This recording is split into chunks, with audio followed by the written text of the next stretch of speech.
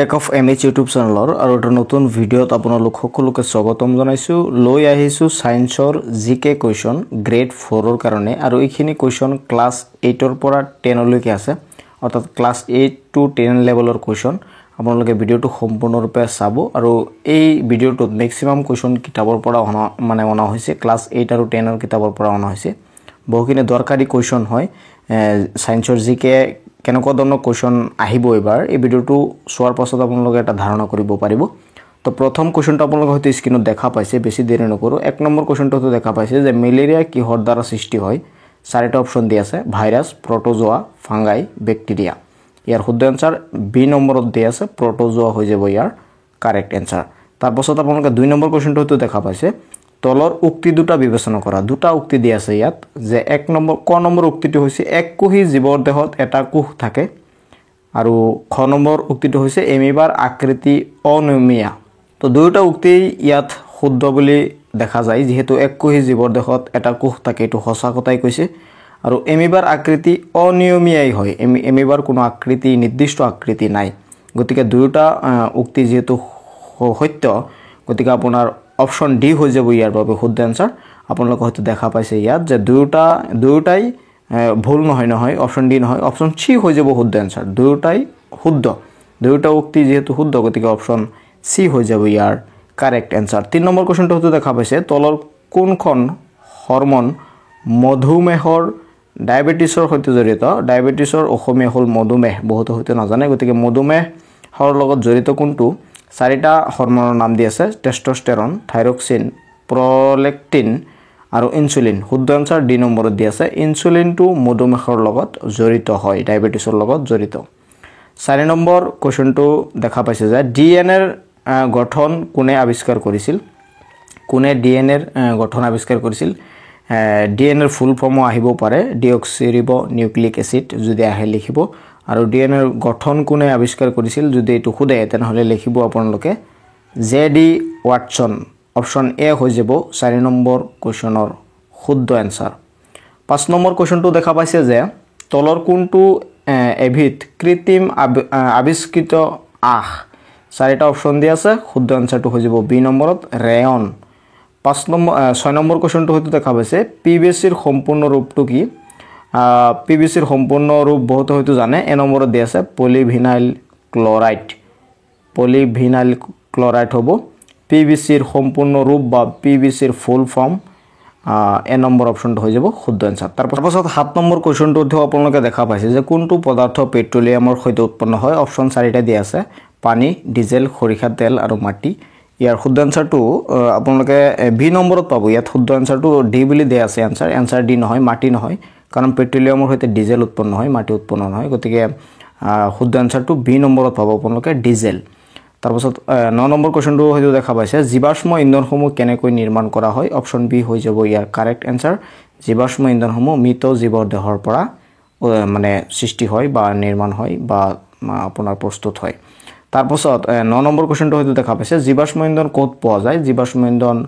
ভূগৰ্ভত পোৱা যায় এনেকুৱা লেভেলৰ কোৱেশ্চন আপোনালোকে চাব এটো 8 টু 10 লেভেলৰ কোৱেশ্চন এইখিনি আপোনালোকে 1 ৰ পৰা 9 লৈকে চাইছে এইখিনি ক্লাস 8 লেভেলৰ কোৱেশ্চন 10 লেভেলৰ কোৱেশ্চন তলত পাব আপোনালোকে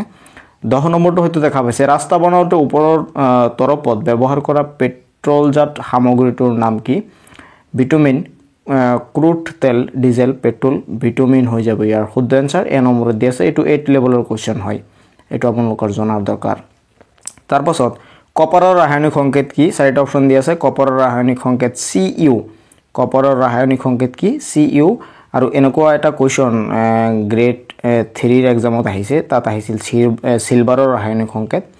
গতিকে এবাৰ আপোনালোকে সোণৰ ৰাসায়নিক সংকেত চাব কপাৰৰ ৰাসায়নিক সংকেত চাব এইখিনি চাই যাব এনেকুৱা লেভেলৰ যেহেতু কোৱেশ্চন আহি আছে আপোনালোকৰ আহি যাব পাৰে কপাৰটো বেছি ইম্পৰ্টেন্ট হয় আৰু লগতে আপোনালোকে সোণৰো চাব মই সোণৰ ৰাসায়নিক সংকেতৰ উদাহৰণ দি দিছো 12 নম্বৰ কোৱেশ্চনত আপোনালোকে দেখা পাইছে সোণৰ ৰাসায়নিক সংকেত Au হল সোণৰ ৰাসায়নিক সংকেত আৰু Ag হল সিলভাৰৰ ৰাসায়নিক সংকেত Cu হল কপাৰৰ ৰাসায়নিক সংকেত আৰু Pb হল লেডৰ ৰাসায়নিক সংকেত কোনটো পদাৰ্থৰ সংকেত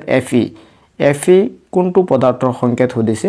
সোডিয়াম নাইট্ৰজেন লো অক্সিজেন গতিকে আপোনালোকে হয়তো বহুতে জানে Fe হল লো বা আইৰন বুলি কোৱা হয় গতিকে অপশন সি হৈ যাব ইয়াৰ কারেক্ট এনসার ইয়াত যেহেতু লো দি আছে গতিকে অপশন সি যদি আইরন দিয়া থাকিলহেতেন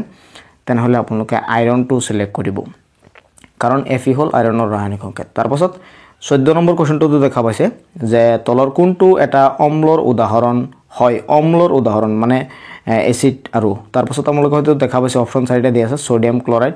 sodium hydrochloric acid sodium hydroxide calcium carbonate option C B হৈ যাব ইয়াৰ শুদ্ধ আনসাৰ কাৰণ হাইড্ৰক্লোৰিক এসিড অম্ল যেহেতু কৈছে গতিকে ইয়াৰ শুদ্ধ আনসাৰ বি নম্বৰত থাকিব হাইড্ৰক্লোৰিক এসিড কপাৰ 15 নম্বৰ কোৱেশ্চনটো হয়তো দেখা পাইছে যে কপাৰ কিহৰ বাবে প্ৰচুৰ পৰিমাণে ব্যৱহৃত হয় কপাৰ কোড বেছি পৰিমাণে ব্যৱহাৰ কৰা হয় বি নম্বৰ হৈ যাব ইয়াৰ শুদ্ধ আনসাৰ বৈদ্যুতিক প্ৰবাহৰ ক্ষেত্ৰত বা বৈদ্যুতিক ক্ষেত্ৰত কি কৰা হয় কপাৰ বেছি পৰিমাণে ব্যৱহাৰ কৰা হয় অপশন বি হয়তো মানে অপশন বি নম্বৰটো আপোনালোকে সিলেক্ট কৰিব পাৰে ইয়াৰ অপশন বি হৈ যাব কোৱেশ্চন নম্বৰ 15 ৰ কাৰণে শুদ্ধ আনসাৰ বৈদ্যুতিক প্ৰবাহ তাৰ পাছত 16 নম্বৰ কোৱেশ্চনটো হয়তো দেখা পাইছে যে সালফিউৰিক এসিডৰ মূল ব্যৱহাৰ কি সালফিউৰিক এসিড মূলতে মানে কোড বেছি ব্যৱহাৰ কৰা হয় ইয়াৰ শুদ্ধ আনসাৰটো ব্যাটাৰি নিৰ্মাণত মানে সালফিউৰিক এসিড ব্যৱহাৰ কৰা হয় ব্যাটাৰিৰ নিৰ্মাণত সালফিউৰিক এসিড ব্যৱহাৰ কৰা হয় 17 নম্বৰ কোৱেশ্চনটো হয়তো দেখা পাইছে এটো ক্লাস 10 লেভেলৰ কোৱেশ্চন 17 নম্বৰ কোৱেশ্চনটো বেকিং সোডাৰ ৰাসায়নিক নাম কি বেকিং সোডাৰ ৰাসায়নিক নাম হল সোডিয়াম হাইড্ৰোজেন কাৰ্বনেট হল বেকিং সোডাৰ ৰাসায়নিক নাম আৰু এইখিনি কোৱেশ্চন জিকে সায়েন্সৰ অৰ্থাৎ সায়েন্সৰ পৰা অনা হৈছে গুটিখিনি কোৱেশ্চন ইয়াৰ উপৰি মই জেনাৰেল নলেজৰ কোৱেশ্চন আপলোড কৰিছো দুই তিনটা ভিডিও মই আপোনালোকৰ কাৰণে অলৰেডি আপলোড কৰি দিছো গ্ৰেড 4 ৰ কাৰণে আৰু সেই ভিডিওটা চালে আপোনালোকে এটা ধাৰণা কৰিব পাৰিব আসলতে কেনেকুৱা টাইপৰ কোৱেশ্চন গ্ৰেড 4 ৰ কাৰণে আপোনালোকৰ পঢ়িব লাগিব বা কেনেকুৱা টাইপৰ কোৱেশ্চন আহে সেই ভিডিওটা ডেসক্ৰিপচন বক্সৰ পৰা চাব এটা প্লেলিষ্টৰ লিংক এই ভিডিওৰ ডেসক্ৰিপচন বক্সত দিয়া থাকিব তাৰ পৰা আপোনালোকে চাব তাৰ পাছত 18 নম্বৰ কোৱেশ্চনটো ক্লাস 10 লেভেলৰ যে অজীৰ্ণতা চিকিৎসাৰ বাবে তলৰ কোন ধৰণৰ ঔষধ ব্যৱহাৰ কৰা হয় ক্লাস 10 ৰ কিতাপৰ পৰা ডাইৰেক্ট এই কোৱেশ্চনটো অনুশীলনৰ পৰা উঠাই দিয়া হৈছে এনেকুৱা লেভেলৰ কোৱেশ্চন চাব অজীৰ্ণতা চিকিৎসাৰ বাবে তলৰ কোন ধৰণৰ ঔষধ ব্যৱহাৰ কৰা হয় অজীৰ্ণতা চিকিৎসাৰ বাবে অম্লনাশক ব্যৱহাৰ কৰা হয় অপশন সি হৈ যাব ইয়াৰ বাবে কাৰেক্ট আনসাৰ 18 নম্বৰ কোৱেশ্চনৰ অপশন সি টু কাৰেক্ট অম্লনাশক 19 নম্বৰ কোৱেশ্চনটো আপোনালোকে হয়তো দেখা পাইছে তলৰ কোনটো মেগনেছিয়ামৰ ইলেক্ট্ৰনীয় বিন্যাস আৰু মেগনেছিয়ামক কি বুলি কোৱা হয় Mg বুলিও কয় গতিকে মই ব্ৰেকেটত লিখি দিছো যে তলৰ কোনটো মেগনেছিয়ামৰ ইলেক্ট্ৰনীয়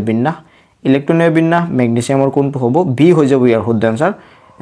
282 অপশন নম্বৰ বি হৈ যাব 19 নম্বৰ কোৱেশ্চনৰ কাৰণে শুদ্ধ আনসাৰ মেগনেছিয়ামৰ ইলেক্ট্ৰনীয় বিন্যাস হল 282 তাৰ পাছত আপোনালোকে 20 নম্বৰ কোৱেশ্চনটো হয়তো দেখা পাইছে এটো ক্লাস 10 লেভেলৰ কোৱেশ্চন যে পৰুৱাৰ সংগত কি এসিড থাকে সালফিউৰিক acid hydrochloric acid methanoic acid আৰু নান অফ দা এবভ তো ইয়াৰ শুদ্ধ আনসাৰটো সি নম্বৰত দিয়া আছে পৰুৱাৰ সংগত মিথানোইক এসিড থাকে তো এটো 20 নম্বৰ কোৱেশ্চনৰ কাৰণে আপোনালোকে সি নম্বৰটো সিলেক্ট কৰিব পাৰে তাৰ পাছত মই আপোনালোকৰ কাৰণে দুই তিনটা কোৱেশ্চন হোমৱৰ্ক দিছো আপুনি কৰি কমেন্টছ কৰি মোক জনাবলৈ নাপাহৰিব 21 নম্বৰ কোৱেশ্চনটো হয়তো আপোনালোকে দেখা পাইছে যে পৰ্যাপিত তালিকাত মুঠ বৰ্গৰ সংখ্যা কিমান চাৰিটা অপচন দি আছে কোনটো শুদ্ধ হয় আপুনি কমেন্টছ কৰিবলৈ নাপাহৰিব 22 নম্বৰ কোৱেশ্চনটো হয়তো দেখা পাইছে কাৰ্বনৰ যোজ্যতা কিমান চাৰিটা অপচন দি আছে তাৰ পৰা আপুনি কোনটো শুদ্ধ হয় কমেন্টছ কৰিব 23 নম্বৰ কোৱেশ্চনটো আপোনালোকে হয়তো দেখা পাইছে যে ক্লোৰিনৰ ইলেক্ট্ৰনীয় সজ্জা বা ইলেক্ট্ৰনীয় বিন্যাস কি হয় চাৰিটা অপচন দি আছে তাৰ পৰা আপোনালোকে সিলেক্ট কৰি বা কোনটো শুদ্ধ হয় আপুনি কমেন্টছ কৰিবলৈ নাপাহৰিব তিনিটা কোৱেশ্চন আপোনালোকৰ কাৰণে হোমৱৰ্ক দিছো 21 22 আৰু 23 আৰু ওপৰৰ যি 20টা কোৱেশ্চন আছে সেই 20টা কোৱেশ্চনৰ আনসাৰ মই আপোনালোকক দি দিছো এনেকুৱা লেভেলৰ এই কোৱেশ্চন আপোনালোকে চাব ক্লাস 8 ৰ পৰা 10 লৈকে এনেকুৱা লেভেলৰ কোৱেশ্চন বিজ্ঞানৰ পৰা আপোনালোকে চাব বিজ্ঞানৰ পৰা এনেকুৱা লেভেলৰ কোৱেশ্চন আহিব বিশেষকৈ আপোনালোকে ক্লাস 8 ৰ কিতাপখন পঢ়িব 7 ৰ কিতাপখন পঢ়িব 9 ৰ কিতাপখন পঢ়িব 10 ৰো পঢ়িব তো এইখিনি কিতাপ পঢ়িলে আপোনালোকৰ বিজ্ঞানৰ কোৱেশ্চন কমন পৰি যাব আৰু মই যিখিনি কোৱেশ্চন অলৰেডি আপলোড কৰিছো আপোনালোকৰ কাৰণে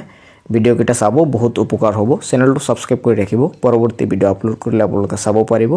ভিডিওটো শেয়াৰ কৰি দিব যাতে সকলোৱে চাব পাৰে তো লগ পাম পৰৱৰ্তী ভিডিওত চাই থাকিব আপোনালোকৰ আপোন চেনেল টেক অফ এমএচ